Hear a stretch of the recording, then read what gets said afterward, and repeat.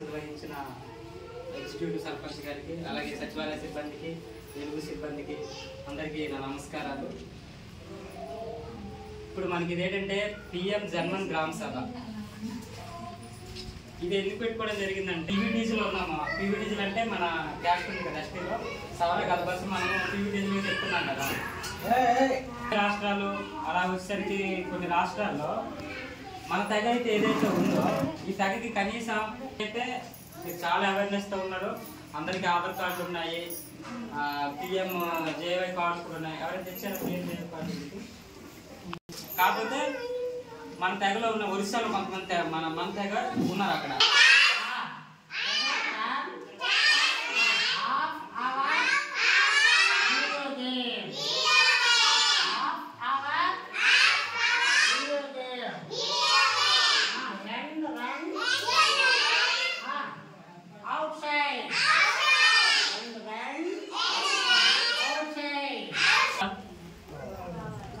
మనకేంటి కావాలి చెప్పండి?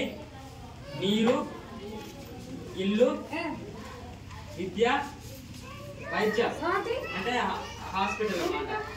ఇవన్నీ మనకు ఉండాలి.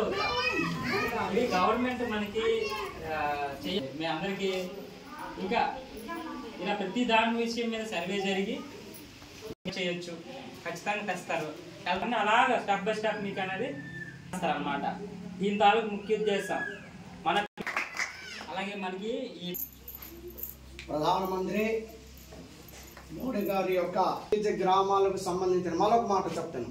ఇప్పుడు అలాగే అలాగే వెలుగు సిబ్బందికి, అలాగే సచివాలయ సిబ్బందికి, అలాగే మేడం గారికి, అలాగే ఈ గ్రామంకి విచ్చేసినటువంటి పెద్దలకి, అలాగే ఏంటిది అని చెప్పాలంటే పిఎం జన్మన్ అంటే దాని అబ్రివేషన్ ఏంటి? ప్రధానమంత్రి జనజాతి ఆదివాసీ న్యాయ మహా అభియాన్. అంటే ఒక గిరిజన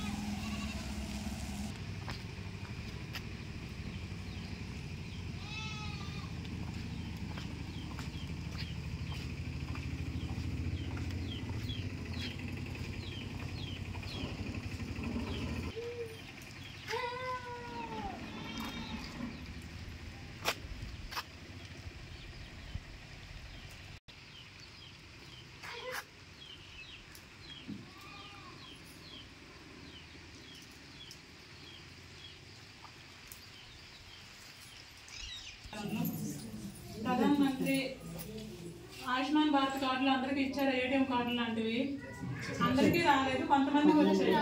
కొంతమందికి మళ్ళీ ఎంతమంది పెండింగ్ ఉందనేది ఆ లిస్ట్ మనం పంపిస్తే మళ్ళీ వస్తాయి. సరేనా? అది మనకు మొత్తం మన జనాభా అనేది 223 అయితే మనకు వచ్చినవి ఏమొచ్చి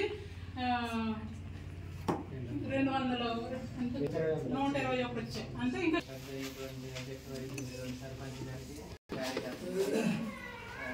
మా తోటి ఎంప్లాయీస్కి నా యొక్క వందనాలు. అదేవిధంగా మా దారి 3 ధర్మ అంట.